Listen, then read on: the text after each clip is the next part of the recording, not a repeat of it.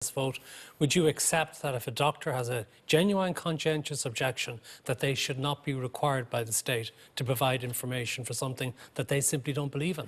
Well, Nina's correct. Conscientious objection exists in medical practice. It's part of the Medical Council's directives, and conscientious objectors exist for refusal to do blood transfusions, for example, if you're of a certain ethos, refusal to provide the morning after pill.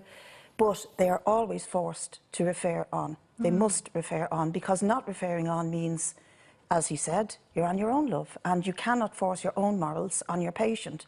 And I think the Taoiseach is dead right on this one. But can you overcome your own morals? If you have a serious ethical, moral objection to abortion, if you believe that this vote, even if it was carried by a vast majority, was wrong, are you not allowed to say, no, I'm having nothing to do with this, good, bad or indifferent, just go somewhere else, but I'm not telling you where to go? No, you shouldn't be able to do that. Yeah, well, certainly a conscientious objection in relation to what you do about abortion. I mean, it exists under the PLDPA, conscientious objection exists, but also so does the enforcement of referral to somebody who will deal with it. So you can't just be selective about it.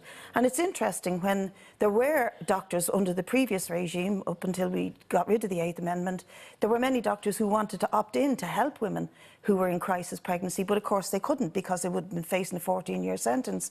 So I think it's a bit ironic that these doctors are saying, no, we won't refer. And I think that in this case the Taoiseach is right. Mary O'Rourke, well, you see, this is an opt-out. That's a cop-out. A doctor has an obligation to their patients. Consider a young woman who's in a crisis pregnancy, goes to her doctor in a state, needs support, needs counselling, needs services, and he says, I'm having nothing to do with you, but here's a website you can check out. And maybe she's not online, maybe she can't access it. I think absolutely, if there's a woman in Donegal goes to her doctor and he says, I'm not having nothing to do with you, he must be, or she must be legally put in a position to say, but Dr. Joseph up the road, or Josephine up the road will see you. Okay, they have to be in a position to refer on. Listen to the regime. Sorry, Mary.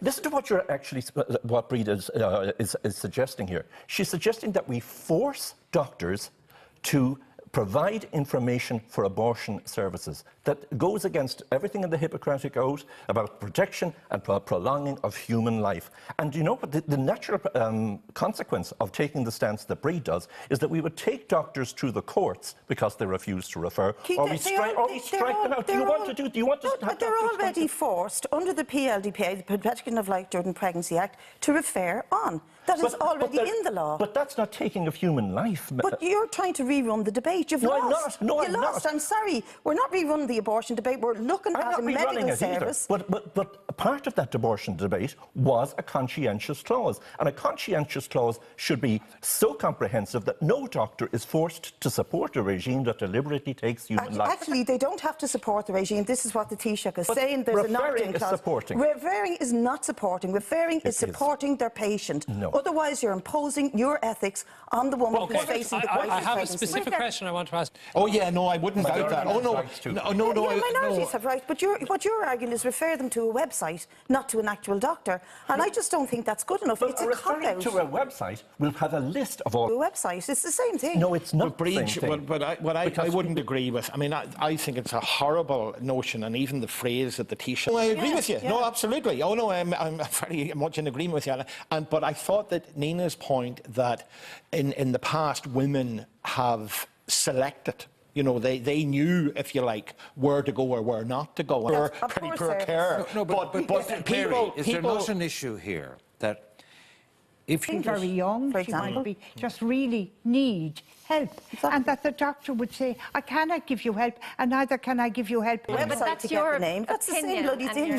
People can do all kinds of things on websites that I would totally disapprove of, but I accept that is how people get information. You're contradictions, Keith, because no, it's not a contradiction. Lots of people don't have full command of the English language, don't have access to the internet. Exactly. They're in a distressed condition. They find themselves in a crisis pregnancy, and I would actually argue that they should be covered by the maternity and infant care scheme because they're pregnant, and it's supposed to cover all pregnant persons.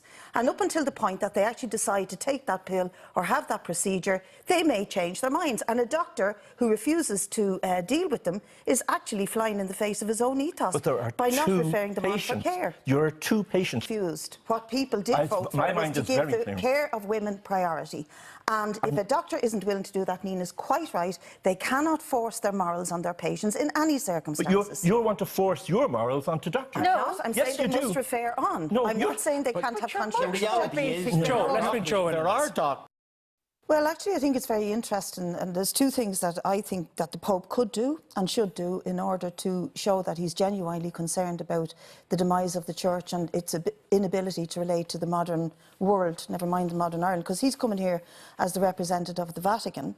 And Ursula Halligan, a former presenter on this station, here, yeah. has issued an online petition asking the Church to change its insulting language to the LGBT plus community.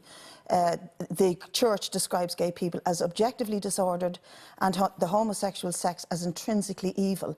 And her online petition has nearly exceeded the amount that she'd hoped to achieve. She wants to get about 500 signatures of people who are prominent in the Church. She's part of a We Are Church lay Catholic group. She has a strong faith herself. She has a strong faith, and she wants to see the language pertaining to gay people, and she is a gay woman, came out in 2015 to encourage people to vote yes for the same-sex marriage.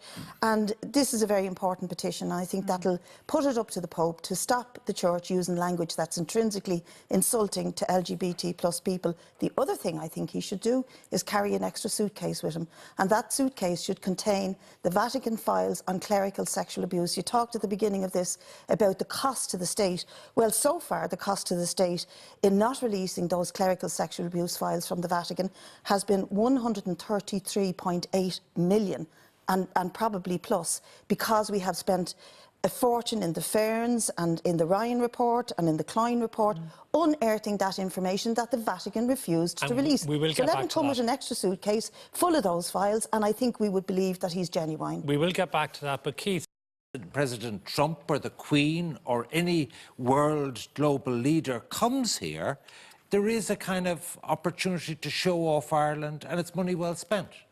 Yeah, I think if Trump came here, there'd be a lot of protests against him, that's for sure. I think there may be some protests against the Pope's visit because of the stuff I talked about earlier, the refusal to release the files on clerical abuse. And the Church has cost this state a fortune and is ongoing costing us a fortune. The Minister Woods did a deal back in 2002 to indemnify the Church against prosecution over the abuse scandals. Part of that deal was to divest the schools to the state. That has hardly happened at all.